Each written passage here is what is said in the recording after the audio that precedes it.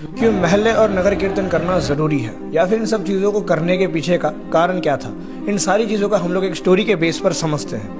एक बार की बात है जब एक नन्हा सा शेर अपने झुंड से अलग होकर बकरियों के झुंड में जा पहुंचा और वहीं पर उन बकरियों की तरह खाना खाने लगा और मैं करना शुरू कर दिया। एक दिन की बात है जब सारे ही जंगल के प्राणी एक तालाब के पास आए पानी पीने के लिए। वहां पर जंगल का राजा बब्बर शेर भी आया हुआ था। जो शेर बकरियों के साथ आया हुआ था वो अपने भाई बहनों के साथ पानी पी रहा था। तभी उस जंगल के राजा ने बड़ी ही जोर से दहाड़ दी। तभी उस नन्हे शेर ने अपने आप को पानी में देखा और ये रियलाइज किया कि मैं इन बकरियों जैसा बिल्कुल नहीं दिखता जिनको मैं अपना भाई बहन मानता था। मैं तो उस बब्बर शेर जैसा दिखता हूँ जो इस जंगल का राजा है। देन उसने भी दहाड़ मारने की कोशिश की। एक दो बार उसकी दहाड़ नहीं निकली, पर जब उसने दहाड़ मारी तो सारा जंगल हिल। बैक टू द पॉइंट, बात ये नहीं है कि आप शेर हो या नहीं, बात तो यह है कि आपको पता होना चाहिए कि आप शेर हो। अलेक्जेंडर कहते हैं कि मुझे उन शेरों के झुंड से डर नहीं लगता जिनका राजा कोई बकरा हो या फिर जिनका लीडर कोई बकरा हो।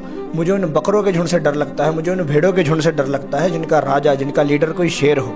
मतलब कि आप क्या हो उससे कई ज्यादा मायने रखता है कि आप क्या बनना चाहते हो। इंसान की फितरत है, इंसान देखकर सीखता है, इंसान इंस्पायर्ड होता है। मेन टॉपिक पर आते हैं कि महल्ले और नगर कीर्तन करने का कारण क्या था। इसका मेन कारण यही है कि नौजवान पीढ़ी को, बच्चों को यह पता लगे कि मेरी लेगेसी क्या है, मैं किस खानदान से बिलोंग करता हूँ, मैं किस पंथ से बिलोंग करता हूँ। सच्चे पातशाह श्री गुरु गोविंद सिंह जी महाराज जी की मर्यादा क्या थी, हल्ला कैसे करते हैं, शस्त्र कैसे घुमाते हैं, घोड़ा कैसे चलाते हैं। इन महलों में जब छोटे छोटे बच्चे आते हैं तो बड़े लोगों को देखकर इंस्पायर होते हैं। वो कहते हैं कि पापा अगली बार मैं भी हल्ला करूंगा, मैं भी घोड़ा पकड़ूंगा, मैं भी शस्त्र विद्या करूंगा।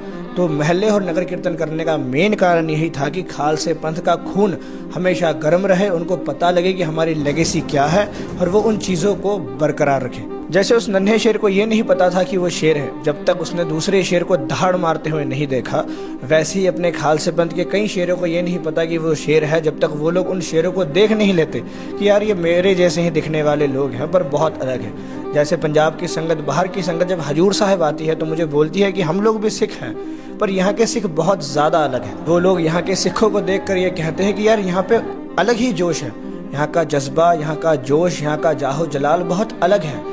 तो हम भी सिख, हम भी परना बनते हैं, हम भी धुमाला सजाता है, हम भी तलवार रखते हैं, पर यहाँ के लोगों की रहनी सहनी बैणी उठनी हर चीज़ अलग है। एंड देन उनकी अगली लाइन ये होती है कि हमको भी ऐसे ही बनना है। नगर कीर्तन का मेन काम ये था कि सिख वहाँ पर आए, सिंह वहाँ पर आए और वो गतका खेले, वो शस्त्र विद्या करे, वो बाणी पढ़े, वो कीर्तन करे, वो सेवा करे।